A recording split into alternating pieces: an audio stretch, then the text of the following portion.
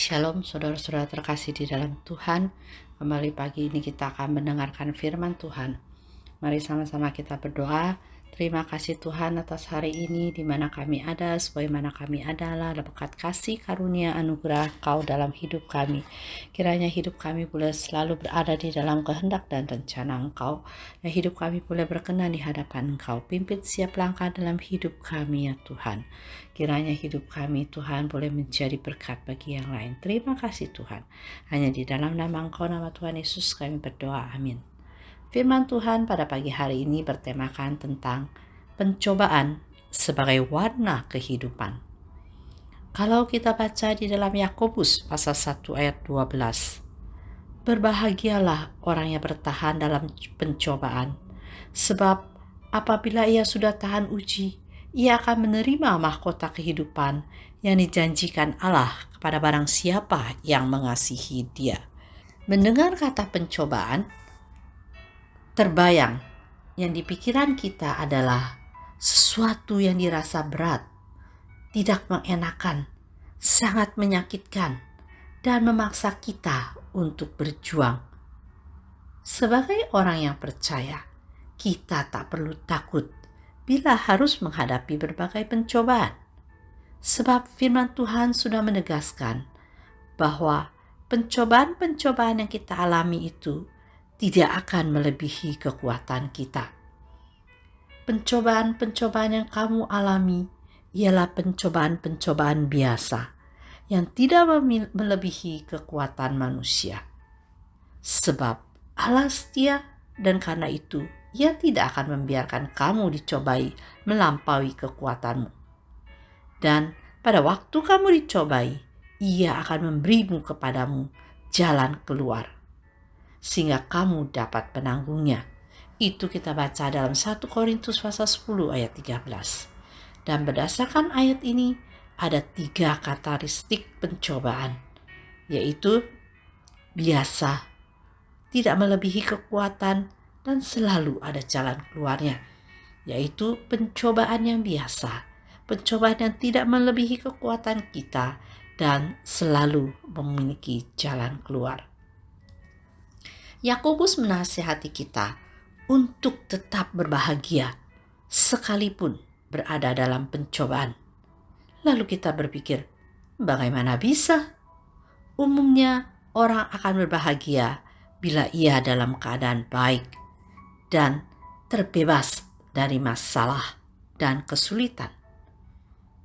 Bukan orang yang sedang dalam pencobaan.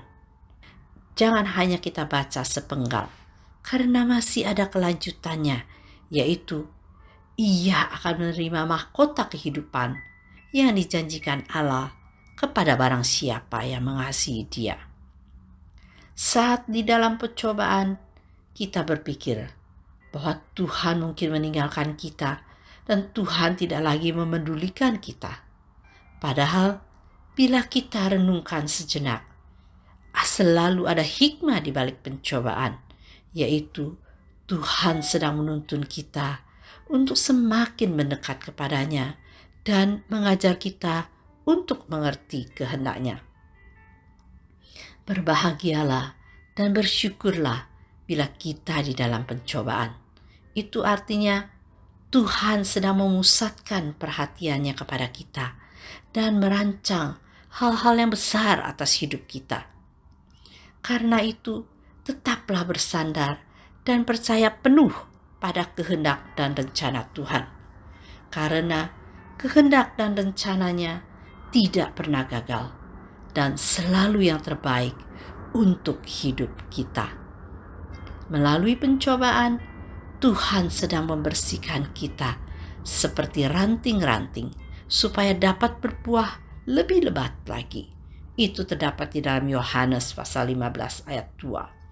Di balik pencobaan yang kita alami, Tuhan selalu punya rencana yang baik. Oleh karena itu, saudara-saudara yang terkasih, jika kita berada di dalam pencobaan, bertahanlah dan juga tetap berusaha untuk tetap berbahagia.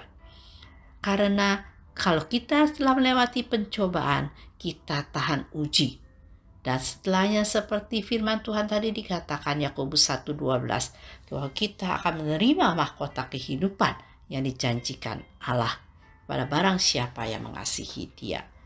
Dan kita juga tadi telah mengetahui ada 3 karakteristik pencobaan, yaitu pencobaan adalah pencobaan yang biasa. Dan Tuhan tidak akan memberikan pencobaan kepada kita melebihi kekuatan kita. Dan Tuhan selalu memberikan jalan keluar. Karena dikatakan dalam 1 Korintus 10 ayat 13 tadi, jika kamu dicobai, Ia akan memberikan kepadamu jalan keluar, sehingga kamu dapat menanggungnya. Saudara-saudara yang terkasih, mari kita selalu tetap bersandar dan percaya penuh pada kehendak dan rencana Tuhan. Karena rencananya tidak pernah gagal dan rencananya adalah selalu yang terbaik di dalam hidup kita. Kiranya Tuhan Yesus memberkati. Mari sama-sama kita berdoa. Terima kasih Tuhan atas firman Engkau pada hari ini. Kiranya ya Tuhan, firman Engkau boleh menguatkan kami Tuhan.